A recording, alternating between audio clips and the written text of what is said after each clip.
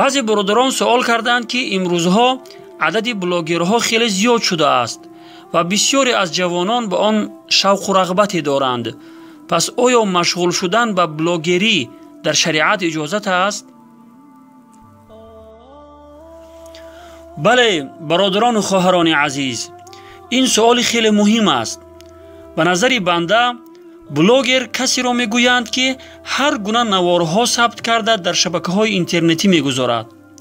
جواب این سوال به نظر بنده این است که استفاده از اینترنت و وسایلی که با آن به شبکه‌های اینترنتی داخل میشوند و مثل تلفن‌های موبیلی، کامپیوتر، پلانشت و غیره از جمله بدعت فی غیر دین است.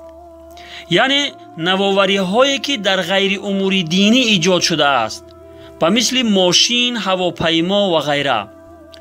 حکم آن این است که اگر درست استفاده برده شود در شریعت اجازت است، ولی اگر نادرست استفاده شود هرگز اجازت نیست و حرام و ناجایز است.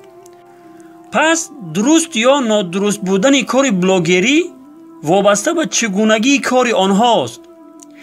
اگر نوارهایی ثبت نمایند که در آن زنان بی حجاب باشد یا توهین و تحقیر بر دیگران باشد یا شرمنده کردنی کسی باشد یا دشنام و حقارت‌های فحش باشد یا دیگر چیزهایی باشد که در شریعت منع است، البته چنین کار حرام و ناجایز است.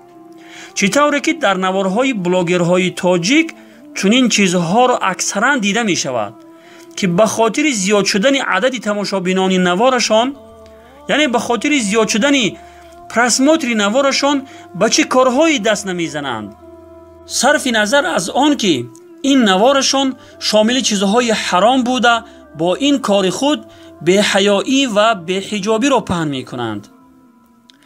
اما اگر نوارهای تربیوی و پند و اندرزهای دینی یا نوارهایی که در دین یا دنیای مردم فایده باشد را ثبت نماید اجازت است و کاری خیلی خوبی است و انشاءالله که در آن اجر و ثواب را هم از جانب الله به دست می آورد.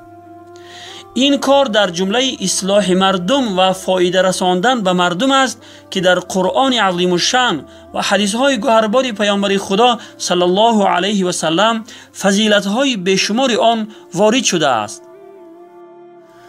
برادران و خواهرانی که به بلاگری مشغول هستید یا عموما هر گونه رسم و نوارها را پهن می کنید باهوش باشید. کمترین چیزی که شما پهن می کنید و آن را گناه نمی شمارید این است که در نوارهای شما زنان بی حجاب دیده می شود. این کار شما ترغیبات بی حجابی و بی حیایی است که آن را شما گناه هم نمی شمارید. چی رسد به آن که در نوارهای شما زنان این برهنه و لوچ دیده شود. علاوه بر این در نوارهای شما بسیار چیزهای دیده می شود که برای مسلمان دیدن یا شنیدن آن اصلا اجازت نیست و حرام است، از قبیل موسیقی، شرمنده کردن، غیبت و باز ده ها چیزهای حرامی که همه آنها را ذکر کردن به فکر من حاجت نیست. از همه بدترینش آن است که بعضی ها در روی نوارهای اسلامی رسم زنان بی حجاب را میگذارند که این مردم را به بی حیایی کشاندن و در بین مردم بی حیایی را پهن کردن است. خداوند در آیه 19 سوره نور مردمی را که دوست داشتند که در بین مؤمنان فحشا و بی حیایی پهن شود به عذاب دردناک در دنیا و آخرت وعده کرده است. پس شما که آن بی حیایی را با دست خود پهن می کنید، آیا از عذاب دردناک خداوند در همین دنیا نمی ترسید؟ برادر و خواهر عزیز که به پهن کردنی رسم و نوارهای فحشا مشغول هستی، به این سخن پروردگارت خوب گوش انداز که به تو چی می فرماید. خداوند در آیه 19 سوره نور می فرماید: استعیذ بالله إن الذين يحبون أن تشيع الفاحشة في الذين آمنوا لهم عذاب أليم في الدنيا والآخرة. یعنی بیگمان کسانی که دوست دارند که زشتی ها یعنی فحشا و بی‌حیایی در بین مؤمنان پهن شود، برای آنها در دنیا و آخرت عذاب دردناکی است. صدق الله العظیم. برادر و خواهر عزیز، به این سخن پروردگارت خوب گوش انداز که آن کسانی که تنها دوست داشتند یعنی خود آنها بی‌حیایی را پهن نکردند، بلکه فقط دوست داشتند که در بین مؤمنان فحشا و بی‌حیایی پهن شود، خداوند برای آنها در دنیا و آخرت عذاب دردناک وعده کرده است.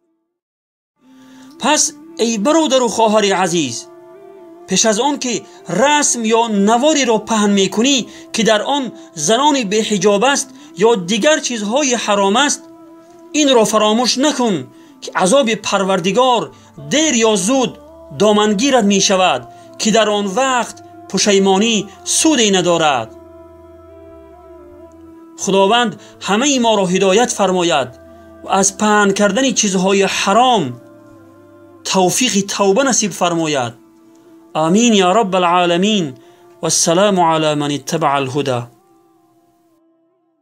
به محشر چون شوند اسرار ما فاش، ندارد سود ای بیداد و ای کاش، تمام خوب و بدهایی که کردیم به دفتر می کشیدن آن دو نقاش، به دفتر می کشیدن آن دو نقاش. چو مصعب دست و جان در راه دین ده، دو دستت را به رب العالمین ده، نهادی دست خود در دست شیطان، رهایش کن به خیر المرسلین ده.